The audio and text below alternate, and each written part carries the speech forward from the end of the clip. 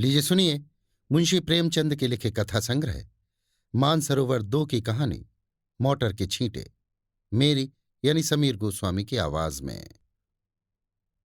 क्या नाम की प्रातःकाल स्नान पूजा से निपट, तिलक लगा, पीतांबर पहन, खड़ाऊ पांव में डाल, बगल में पत्रा दबा, हाथ में मोटा सा शत्रुमस्तक भंजन ले एक जजमान के घर चला। विवाह की साइत विचारनी थी। कम से कम एक कलदार का डौल था, जलपान ऊपर से। और मेरा जलपान मामूली जलपान नहीं है। बाबुओं को तो मुझे निमंत्रित करने की हिम्मत ही नहीं पड़ती। उनका महीने भर का नाश्ता मेरा एक दिन का जलपान है। इस विषय में तो हम अपने सेठों साहूकारों के कायल हैं। ऐसा खिलाते हैं, ऐसा खिलाते हैं, और इतने खुले मन से कि चोला आनंदित हो उठता है। जजमान का दिल देखकर ही मैं उनका निमंत्रण स्वीकार करता हूं। खिलाते समय किसी ने रोनी सूरत बनाई और मेरी क्षुधा गायब हुई। रोकर किसी ने खिलाया तो क्या, ऐसा भोजन कम से कम मुझे नहीं पचता। जजमान ऐसा चाहिए कि ललकारता जाए, लो शास्त्री जी, एक बालूशाही और। मैं कहता जाऊं, नहीं जजमान, अब नहीं। रात खूब वर्षा हुई थी। सड़क पर जगह जगह पानी जमा था। मैं अपने विचारों में मगन चला जाता था कि एक मोटर छप छप करती हुई निकल गई। मुंह पर छींटे पड़े। जो देखता हूं तो धोती पर मानो किसी ने कीचड़ खोलकर डाल दिया हो। कपड़े भ्रष्ट हुए वो अलग, देह भ्रष्ट हुई वो अलग, आर्थिक क्षति जो हुई वो अलग। अगर मोटर वालों को पकड़ पाता तो ऐसी मरम्मत करता कि वे भी याद करते। मन महसूस कर रह गया। इस वेश में जजमान के घर तो जा नहीं सकता था। अपना घर भी मील भर से कम न था। फिर आने जाने वाले सब मेरी ओर देख देख कर तालियां बजा रहे थे। ऐसी दुर्गति मेरी कभी नहीं हुई थी। अब क्या करोगे मन? घर जाओगे तो पंडिताइन क्या कहेंगी? मैंने चटपट अपने कर्तव्य का निश्चय कर लिया। इधर उधर से 10-12 पत्थर के टुकड़े बटोर लिए और दूसरी मोटर की राह देखने लगा। ब्रह्म तेज सिर पर चढ़ बैठा। अभी 10 मिनट भी न गुजरे होंगे कि एक मोटर आती हुई दिखाई दी। ओहो, वही मोटर थी। शायद स्वामी को स्टेशन से लेकर लौट रही थी। ज्यों ही समीप आई मैंने एक पत्थर चलाया, भरपूर जोर लगाकर चलाया। साहब की टोपी उड़कर सड़क के उस बाजू पर गिरी। मोटर की चाल धीमी हुई। मैंने दूसरा फायर किया।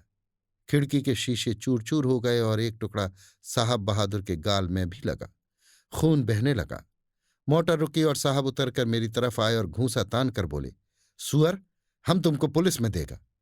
इतना सुनना था कि मैंने पोथी पत्रा जमीन पर फेंका और साहब की कमर पकड़कर अड़ंगी लगाई तो कीचड़ में भद से गिरे। मैंने चट सवारी गाठी और गर्दन पर एक 25 रद्दे ताबड़तोड़ जमाए कि साहब चौंधिया गए। इतने में उनकी पत्नी जी उतर आई। ऊंची एड़ी का जूता, रेशमी साड़ी, गालों पर पाउडर और होठों पर रंग, भवों पर स्याही, मुझे छाते से गोदने लगी। मैंने साहब को छोड़ दिया और डंडा संभालता हुआ बोला, देवी जी, आप मर्दों के बीच में न पड़े, कहीं चोट चपेट आ जाए तो मुझे दुख होगा। साहब ने अवसर पाया तो संभल कर उठे और अपने बूटदार पैरों से मुझे एक ठोकर जमाई। मेरे घुटने में बड़ी चोट लगी। मैंने बौखलाकर डंडा उठा लिया और साहब के पांव में जमा दिया। वो कटे पेड़ की तरह गिरे। मैम साहब छतरी तान कर दौड़ी। मैंने धीरे से उनकी छतरी छीन कर फेंक दी। ड्राइवर अभी तक बैठा था। अब वो भी उतरा और छड़ी लेकर मुझ पर पिल पड़ा। मैंने एक डंडा उसके भी जमाया। लौट गया। 50 आदमी तमाशा देखने जमा हो गए। साहब भूमि पर पड़े पड़े बोले, रास्कल, हम तुमको पुलिस में देगा।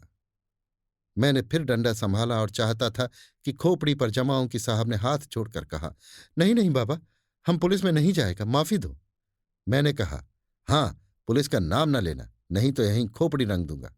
बहुत होगा 6 महीने की सजा हो जाएगी, मगर तुम्हारी आदत छुड़ा दूंगा। मोटर चलाते हो तो छींटे उड़ाते चलते हो, मारे घमंड के अंधे हो जाते हो। सामने या बगल में कौन जा रहा है इसका कुछ ध्यान ही नहीं रखते।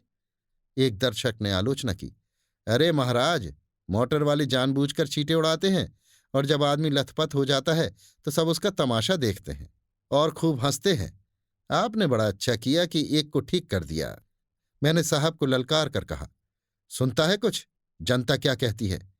साहब ने उस आदमी की ओर लाल लाल आंखों से देखकर कहा, तुम झूठ बोलता है, बिल्कुल झूठ बोलता है। मैंने डांटा, अभी तुम्हारी हेकड़ी कम नहीं हुई? आऊं फिर और दूं एक सोंटा कसके? साहब ने घिघिया कर कहा, अरे नहीं बाबा, सच बोलता है, सच बोलता है। अब तो खुश हुआ। दूसरा दर्शक बोला, अभी जो चाहे कह दें, लेकिन ज्यों ही गाड़ी पर बैठे फिर वही हरकत शुरू कर देंगे। गाड़ी पर बैठते ही सब अपने को नवाब का नाती समझने लगते हैं। दूसरे महाशय बोले, इससे कहिए थूक कर चाटे। तीसरे सज्जन ने कहा, नहीं, कान पकड़कर उठाइए बिठाइए। चौथा बोला, अरे ड्राइवर को भी, ये सब और बदमाश होते हैं। बालदार आदमी घमंड करे तो एक बात है, तुम किस बात पर अकड़ते हो? चक्कर हाथ में लिया और आंखों पर पर्दा पड़ा। मैंने ये प्रस्ताव स्वीकार किया। ड्राइवर और मालिक दोनों ही को कान पकड़कर उठाना बैठाना चाहिए और मेम साहब गिने। सुनो मेम साहब, तुमको गिनना होगा। पूरी 100 बैठ गए, एक भी कम नहीं, ज्यादा जितनी चाहे हो जाएं। 2 आदमियों ने साहब का हाथ पकड़कर उठाया, 2 ने ड्राइवर महोदय का। ड्राइवर बेचारे की टांग में चोट थी, फिर भी वो बैठ के लगाने लगा। साहब की अकड़ भी काफी थी। आप लेट गए और ऊल जलूल बकने लगे। मैं उस समय रुद्र बना हुआ था। दिल में ठान लिया था कि इससे बिना 100 बैठके लगवाए न छोड़ूंगा। 4 आदमियों को हुक्म दिया कि गाड़ी को ढकेल कर सड़क के नीचे गिरा दो। हुक्म की देर थी, 4 की जगह 50 आदमी लिपट गए और गाड़ी को ढकेलने लगे। वो सड़क बहुत ऊंची थी, दोनों तरफ की जमीन नीची। गाड़ी नीचे गिरती और टूट टाट कर ढेर हो जाती। गाड़ी सड़क के किनारे तक पहुंच चुकी थी कि साहब कांख कर उठ खड़े हुए और बोले, बाबा गाड़ी को मत तोड़ो, हम उठे बैठेगा। मैंने आदमियों को अलग हट जाने का हुक्म दिया, मगर सबों को एक दिल्लगी मिल गई थी। किसी ने मेरी ओर ध्यान न दिया, लेकिन जब मैं डंडा लेकर उनकी ओर दौड़ा तब सब गाड़ी छोड़कर भागे और साहब ने आंखें बंद करके बैठ के लगानी शुरू की।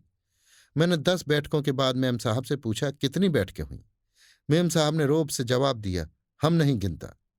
तो इस तरह साहब दिन भर कांखते रहेंगे और मैं ना छोड़ूंगा। अगर उनको कुशल से घर ले जाना चाहती हो तो बैठ के गिन दो, मैं उनको रिहा कर दूंगा।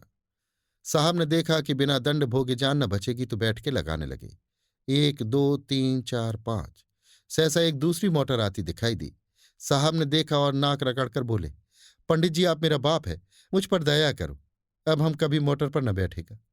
मुझे भी दया आ गई। बोला, नहीं, मोटर पर बैठने से मैं नहीं रोकता, इतना ही कहता हूं कि मोटर पर बैठकर भी आदमियों को आदमी समझो। दूसरी गाड़ी तेज चली आती थी। मैंने इशारा किया। सब आदमियों ने 2-2 पत्थर उठा लिए। उस गाड़ी का मालिक स्वयं ड्राइव कर रहा था। गाड़ी धीमी करके धीरे से सरक जाना चाहता था कि मैंने बढ़कर उसके दोनों कान पकड़े और खूब जोर से हिलाकर और दोनों गालों पर एक एक पड़ाका देकर बोला, गाड़ी से छींटा ना उड़ाया करो, समझे? चुपके से चले जाओ। ये महोदय बक झक तो करते रहे, मगर 100 आदमियों को पत्थर लिए खड़ा देखा तो बिना कान पूछ डुलाए चलते हुए। उनके जाने के 1 मिनट बाद दूसरी गाड़ी आई। मैंने 50 आदमियों को राह रोक लेने का हुक्म दिया। गाड़ी रुक गई। मैंने उन्हें भी 4 पड़ाके देकर विदा किया, मगर ये बेचारे भले आदमी थे, मजे से चांटे खाकर चलते हुए। सहसा एक आदमी ने कहा, पुलिस आ रही है, और सब के सब हुर्र हो गए। मैं भी सड़क के नीचे उतर गया और एक गली में घुसकर गायब हो गया। अभी आप सुन रहे थे मुंशी प्रेमचंद के लिखे कथा संग्रह मानसरोवर 2 की कहानी मोटर के छींटे, मेरी यानी समीर गोस्वामी की आवाज में।